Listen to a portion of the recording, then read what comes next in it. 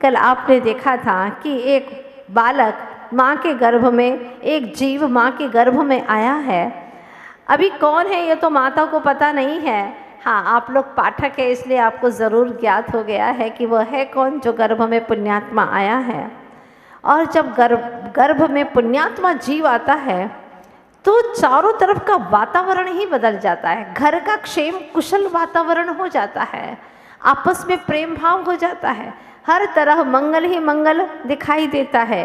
देखते हैं आगे क्या होता है 15 पृष्ठ पर। गर्भस्थ की पुण्य रश्मियों से जननी का शरीर, जरा जोर से गाइएगा, जननी का शरीर। मैं देखना चाहती हूँ पुरुषों में बल ज़्यादा है कि महिलाओं में। आंखों की कोर कोर में आनंद रस, क्या बात है। अभी माँ गर्भवती है और उसके गर्भ में आते ही जननी का शरीर चमकने लगा। आप चित्र में देखिएगा क्या चमक है। आंखों की कोर कोर में आनंद रस, ओष्ठ की अरुणिमा और देह की क्रियाशीलता। सुनिएगा ध्यान से, वो माँ है श्रीमती, गर्भ में बालक आते ही उसकी देह की एक्टिवेट हो गई इतना अच्छे से। नहीं तो आजकल की महिलाएं बेड रेस्ट करती हैं। क्या करती हैं? Bed rest. बुरा रेस्ट है, बहुत बुरा है। बेड पे रेस्ट करती रहती है। मंदिर जाती हूँ, नहीं डॉक्टर ने मना कहा है। देखती हूँ मूवी वगैरह, हाँ उसी से तो दिन निकलता है ना। हाँ, क्या संस्कार पढ़ेंगे? दिन भर खाना पीना पड़े रहना। सासू माँ भी बेचारी परेशान होती रहती है, लेकिन भविष्य में सुखद आशा में कि चलो कोई वंश को अंश मिलेगा, इसलिए सहन कर लो 9 महीने। हाँ, क्या संतान है, कैसी संतान है तुम्हारी? ऐसी है, जन्म देती हैं कहना मानती नहीं है, बड़े होते हैं कुल को कलंकित कर देते हैं। क्या कहें, लेकिन एक माँ श्रीमती है जिसके गर्भ में बालक आया है, वो संतान के आते ही उसकी क्रियाशीलता बढ़ गई, इतनी एक्टिव हो गई, सारे धर्म के कार्य को मन से करने लगी। वाह, देह की क्रियाशीलता बढ़ती गई, नवीन मंजरियों से लदी रसाल सी देह, पीली पीली देह सी दिखने लगी। मुख पर उगते दिन की स्वर्णाभा दीपित हो उठी, अंगों में अपूर्व सा भार और शरीर भारी होता जा रहा है, लेकिन माँ हल्की होती जा रही है। क्या पुण्यात्मा जीव आया है। अंतस के सघन आनंद से गांभीर्य का प्रकाश बाहर में, यह पूर्वकृत सुकृत का ही अद्भुत। नहीं तो क्या करती है माँ? पड़ी रहती है, मूवी देखती रहती है दिन भर, बुरे हाल। भगवान का दर्शन करना नहीं, कुछ नहीं, कोई स्वाध्याय नहीं, कोई धर्म चर्चाएं नहीं। खाने का क्या मन करता है? कुछ नहीं, मिट्टी खा लो, फास्ट फूड खा लो, ये खा लो, वो खा लो। घर का तो भाता ही नहीं है। समझ लो नरक से आ गई है संतान। हाँ, नरक से आई है संतान। क्या अच्छा लग रहा है? मिट्टी खाना अच्छा लग रहा है। कई महिलाओं को सुना है मैंने, मिट्टी खाने का मन करता उनका। क्यों? क्योंकि नरक में जीव था, वहाँ क्या खाता था? जहरीली मिट्टी, और वहाँ से जहरीली मिट्टी को खा करके आया है। अब वो ही उसके संस्कार पड़े हुए हैं, जहरीली मिट्टी खाता था, अब भी वो मिट्टी ही चाहती है माँ। समझ लेना, या तो नरक से आया है पक्का, या फिर नरकगामी जीव तुम्हारे गर्भ में आ गया है। विरले माता ऐसा कहती हैं कि हमें स्वाध्याय करने को मन करता है, सबसे प्रेम से वार्तालाप करने को मन करता है, मंदिर जाने का, देव दर्शन का, गुरुओं के चरणों में जाने का हमारा मन करता है। अच्छे अच्छे भाव आते हैं, सुखद और शुभ स्वप्न दिखाई देते हैं। मतलब समझ लेना कि कोई पुण्यात्मा तुम्हारे गर्भ में आ गया है। जैसे माँ श्रीमती गंभीर हो गई, चंचलता समाप्त हो गई, आत्मिक सुख समृद्धि से आनंद यानी सहित, आत्मा की सुख समृद्धि से सहित आनंद श्रीमती जब चलती है तो पैरों के नीचे की धरती गर्व से अदृष्ट अभी दिख नहीं रहा है कौन है, भावी भविष्य में आने वाला है वो अभी तो नहीं आया है। अदृष्ट भावी विश्वास के सहारे अमंद यानी तीव्र आनंद धारा में अहरनिश आप्लावित दिन रात आनंद में मग्न रहती है। आपको भाषा समझ में आ रही है कि नहीं आ रही है? हाँ, कविता के रूप में आप ज्ञान धारा पढ़ रहे हैं, बड़ा सौभाग्य है आपका। और सारे काम छूट जाएं लेकिन ज्ञान धारा तो छूटना ही नहीं चाहिए। हर महिला को, हर बच्चों को, हर पुरुष वर्ग को, इससे आपको हर पृष्ठ पर शिक्षा मिलने वाली है। वैसे अगर कोई प्रवचन में बोले तो कम समझ में आता है, लेकिन जो स्वयं जीवन जी रहे हैं उनकी कथा हम पढ़ते तो हमारे ऊपर इमीडिएट प्रभाव पड़ता है, तत्काल प्रभाव पड़ता है कि मुझे भी अब ऐसे ही जीना है। वह निरालसी हो, आलस कर रही है क्या? नहीं, वह निरालसी हो, धर्मानुष्ठान में उल्लसित मन से प्रभु में, रोम रोम में धर्म की धुन, तभी ज्ञान धारा से फूटी एक शब्दातीत ध्वनि। ये ज्ञान धारा क्या कहती है? आज के इस वासना के दौर में, आधुनिकता से दुर्वासित भौतिक युग में कौन नारियां जागृति पूर्वक करती हैं गर्भधारण? बताओ मुझे, कितनी नारियां ऐसी हैं जो धर्म की वृद्धि के लिए होश पूर्वक गर्भ धारण करती हो? बहुत दुर्लभ है ऐसी नारियां। नशे में होकर चूर भोगती है इंद्रिय सुख और उस वासना की बेहोशी में ही हो जाता है गर्भ। पता चलते ही कई बार हो जाता है गर्भ में ही। वर्ष में न जाने कितनी कितनी कन्याएं, कितनी नारियां अपने गर्भ के कोख में पलने वाले बच्चों को गर्भ से बाहर नहीं निकलने देती और गर्भ में ही उसका कत्ल करवा देती है। कई हैं नारियां ऐसी, कई। विशेष कार्यक्रम आते हैं और डॉक्टर्स के पास में लाइन लगी रहती है गर्भपात कराने वालों की। ओहो हो, कितने पंचेंद्रिय जीवों की हत्या हो जाती है और तिल मिला करके रोते रोते उनके आंसू भी नहीं आ पाते हैं। वो अंदर ही अंदर में रोते रहते हैं, कहाँ इस हत्यारी माँ के गर्भ में जन्म ले लिया मैंने। इससे तो अच्छा था कि किसी पशु की कोख में जन्म लेता तो कम से कम वहाँ पर ये मेरा कत्ल नहीं होता। बेचारा सोचता ही रहता है वह जीव, और एक मनुष्यनी के गर्भ में आया वह संतान, उसका कत्ल हो जाता है। वह हत्यारी क्या जाने कैसा होता है ममतामयी माँ का प्यार। वो क्या जाने, एक बच्चा जब गोद में आता है, माँ बाप पूरा परिवार को वो छोटा सा बच्चा कितना कितना खुशियाँ देता है, इतनी खुशियों से भर देता है वह बच्चा। उस बच्चे को गोद तक नहीं आने दिया जाता और वही बच्चा फिर माँ का दिन मनाता है। हाँ, क्या बोलते हैं आप लोग? मदर्स डे, है ना? ध्यान रखना, मदर्स डे माँ का दिन नहीं होता। मदर्स डे मीन्स माँ का दिन। माँ का दिन नहीं होता, माँ से ही दिन होता है। अगर माँ नहीं होती तो दिन कैसे होता? ये सब पाश्चात्य विकृतियाँ हैं। मदर्स डे हमारे भारतीय संस्कृति में तो माँ से ही दिन होता है, माँ का दिन नहीं होता। हर दिन की शुरुआत माँ से ही होती है। माँ के चरण स्पर्श न करे तो दिन की शुरुआत कैसे?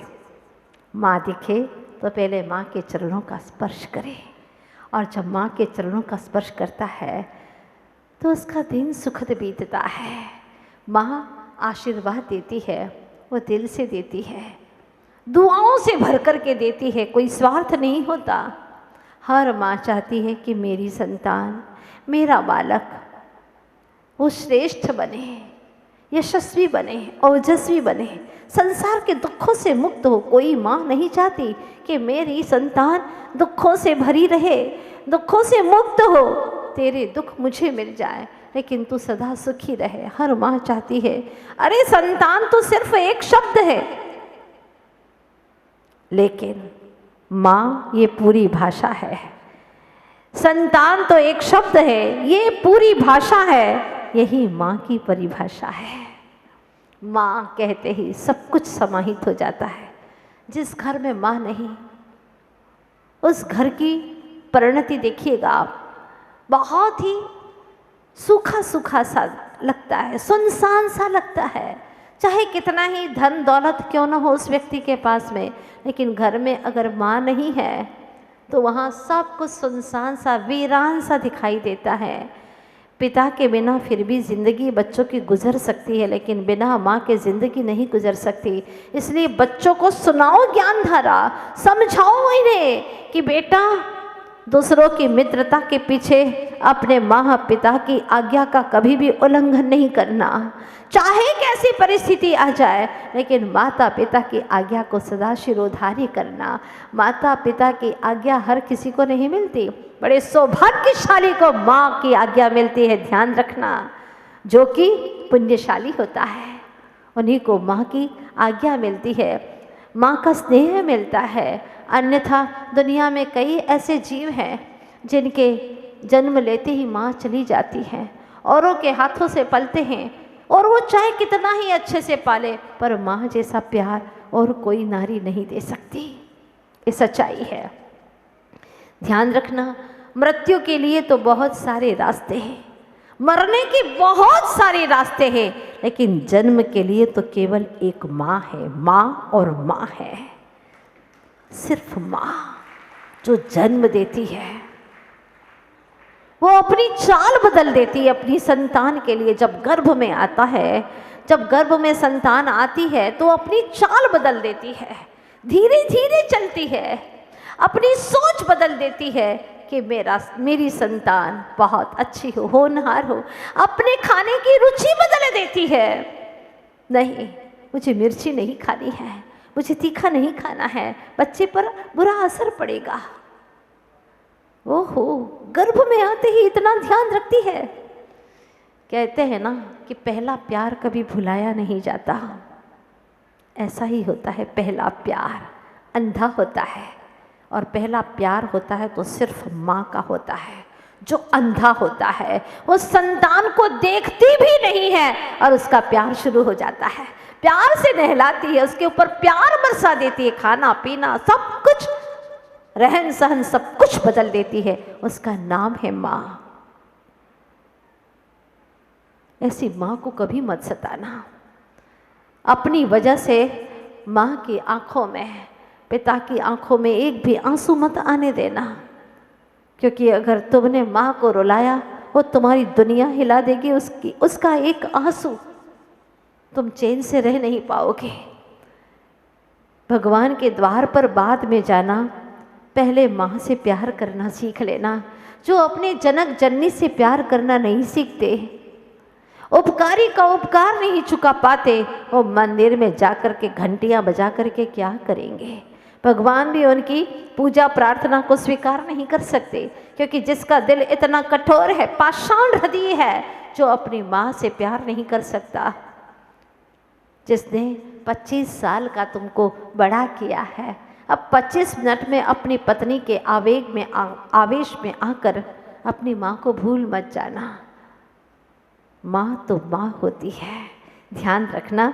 क्या होती है गर्भ की क्रिया? सत्पुत्रों को जन्म देने के लिए प्रस्तुत कर रही है। उदाहरण श्रीमंती जैसी माँ जो होश पूर्वक करती है गर्भधारण, और वो भी क्यों गर्भधारण किया? परिवार की वृद्धि के लिए नहीं, सुनिएगा बड़े ध्यान से, परिवार की वृद्धि के लिए नहीं, अपितु सच्चा जो सिद्धों का परिवार है उसकी वृद्धि के लिए, परिवार की वृद्धि के लिए नहीं। मेरा अनुरोध है, जो भी यहाँ पर दर्शकार हैं वो नीचे ही बैठ जाएं। आप लोगों को सारे लोग देखते हैं, और आगे आने की बिल्कुल कोशिश न करें, ताकि धर्म सभा की गरिमा बनी रहे। जो होश पूर्वक करती है गर्भधारण परिवार की वृद्धि के लिए नहीं, अपितु सच्चा जो सिद्धों का परिवार है उसकी वृद्धि के लिए। सिद्धों के परिवार की वृद्धि के लिए है कोई ऐसी माँ जो अपने बच्चों को इसलिए जन्म देती है कि बेटा तू बड़ा होगा, बड़ा होगा आचार्य और ऋषि भगवंतों की परंपरा के अनुसार चलेगा और बेटा मुनि होकर के तू सिद्धत्व को प्राप्त करेगा। हे माँ का जन्म देना सार्थक हो जाएगा।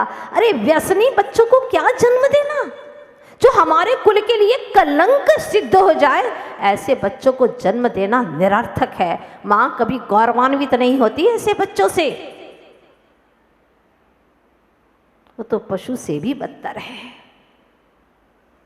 जमीन पर धरती पर भारभूत है, बोझ है, इसलिए बच्चों को जन्म दो तो ऐसे जन्म से गर्भ से ही संस्कार दो कि बच्चा तुम्हारा होनहार बने, तीर्थंकरों की परंपराओं में अनुसरण करता हुआ सिद्धत्व की वृद्धि करे, सिद्धों के सिद्धालय में जाकर के बस जाए।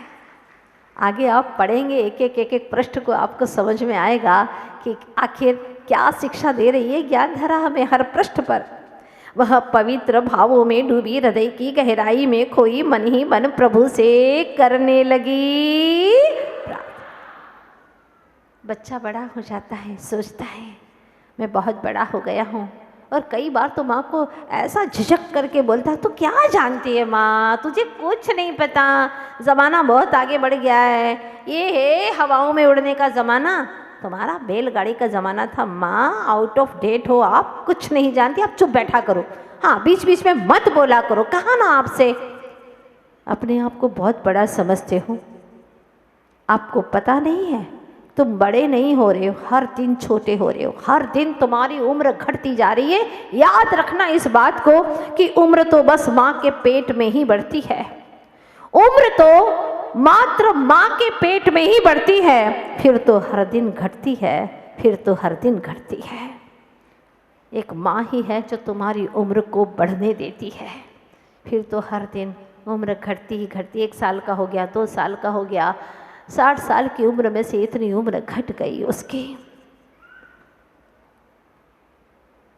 इसीलिए आपसे एक गुजारिश करती हूँ, विशेष दिनों में माँ के लिए विशेष रूप से पास में आकर के वो दिन माँ के पास में ही बिताएं। अगर कहीं दूर जाना भी पड़ता है, मजबूरियाँ हैं तुम्हारी, पैसों के पीछे माँ को कभी मत छोड़ना। आज पैसों के पीछे लोग भाग रहे, बच्चे भाग रहे, माँ बाप भी कहते हैं कि ठीक है बेटा जाओ, क्योंकि वो भी समझते हैं कि पैसा ही ज़्यादा प्यारा है, उन्हें बच्चे प्यारे नहीं हैं, वरना कोई माँ बाप अपने बच्चों को ऐसे कुसंस्कार नहीं देते। पहले के समय में सभी बच्चे पैतृक व्यवसाय किया करते थे, कभी उनको किसी प्रकार का सुसाइड करने का भाव ही नहीं आता, क्योंकि पिता थे वो साथ में व्यवसाय करते थे, उनका अनुभव होता था और बच्चे अपना हौसला बुलंद करके कर्मठता से कार्य करते थे, फलतः वह दिन दूनी रात चौगुनी वृद्धि कर लिया करते थे। अगर कहीं घाटा भी हो जाता तो पिता थपकी दे करके कहता मैं हूँ ना, क्यों चिंता करते हो, धंधे में तो ऐसा उतार चढ़ाव आता ही रहता है, बिल्कुल चिंता मत करो, मैं हूँ ना। पिता का वरद हस्त शीश पर रहता था और पूरा परिवार फलता फूलता संयुक्त परिवार में वह ऐसे निकालते थे कि पूरे धर्म ध्यान के साथ में, संस्कारों के साथ में बच्चों के बच्चे हो जाया करते थे और दादा दादी का भरपूर प्यार मिलता था और बच्चे संस्कारों में पल्लवित हुआ करते थे। आज ये सारी बातें खो चुकी हैं।